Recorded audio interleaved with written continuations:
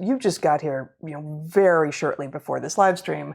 And as such, we have really not talked at all about what you did or about what you're going to talk about. Yep. So I'm just like, I don't know what he's going to do, guys. All right. That was my preamble. I told you I'm going to deliver some excellent news, I think, for all of us. Okay. I'm going to have to get comfortable then. Yes, I think I would settle in. Yeah. The excellent news is that I have apparently finally lost my mind. Oh, boy. And the reason that this is good news, I mean, that's not without its downside. You're going to share the evidence for this? I will. Okay.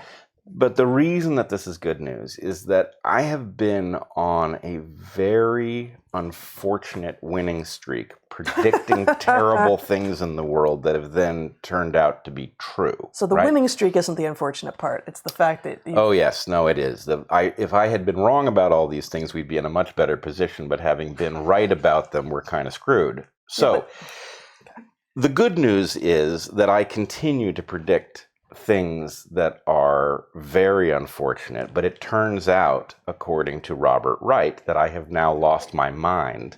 And what's that? Yeah, so Robert Wright, Robert Wright, author of The Moral Animal and Non-Zero, a book I have quite liked. Let's see if I have it here. Okay, so it says, you want me to read it? Sure. This is Robert Wright tweeting, tagging you. I've not seen this before. So Bret Weinstein is seriously suggesting that Democrats have maintained the vaccine mandate for the military because their goal is, quote, degrading military readiness. In the past, I've argued that some of his crazy-sounding theories aren't completely crazy. I'm not arguing that now. Right. So, Robert Wright. When did you suggest that Democrats maintain the vaccine mandate for the military because their goal is degrading military readiness? This sounds like something you might have proposed as a hypothesis on the podcast you just released. Yeah, I would have said that I had proposed it as a hypothesis. Apparently, according to Robert Wright, I advanced it as a theory, meaning that it was really the only viable explanation. That does not sound like doesn't sound like me. So that is evidence. If that in fact happened, that is evidence that I have finally lost my mind, which is good because it would be awfully bad if, something that had the ability to degrade our military readiness was in fact degrading our military readiness in a form that we cannot escape, right? Because the military readiness is rather important to the protection of our free society. So it would be an alarming emergency if that were happening. Mm-hmm. So in any case, here is what I am going to suggest.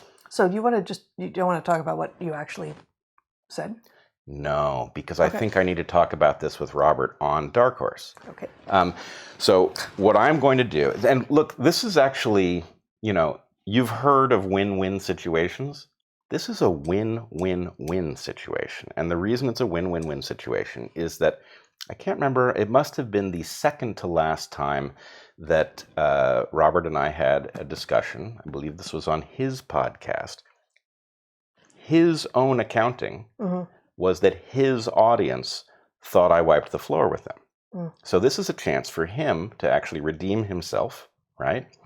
And if he can demonstrate that I have, in fact, lost my mind, we all win, because as sad as that will be for me going forward, it does mean that we're in better shape at a planet level than I think. Well, I mean, I think you're being slightly unfair.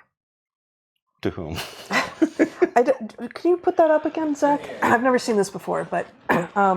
does he say that you've lost your mind? He says crazy-sounding theories aren't completely crazy. He doesn't say that you've lost your mind. Oh, he certainly implies it. What he's saying is, and he's correct, in the past he has argued that although certain things that I say sound crazy, maybe they're not. He has argued that. And what he is saying here, it's a backhanded compliment. Basically, his point is, I'm not going to argue that anymore. The implication being that I am crazy. No, I don't get that from this, actually. The implication I get from this is that this thing that you said, which, no, you did not propose as a theory, but you proposed as a hypothesis, presumably next to other hypotheses, he thinks that this is completely crazy. He's not saying he thinks you're completely crazy. No, he says he thinks it's completely crazy. No. First of all, if you read it carefully, what he says is he's not going to do that anymore. He's not saying, I'm not going to do that in this case. He's saying, I am no longer comfortable with the idea that maybe some of the things that Bret says that sound crazy aren't. I'm not going to do that. It can be read both ways.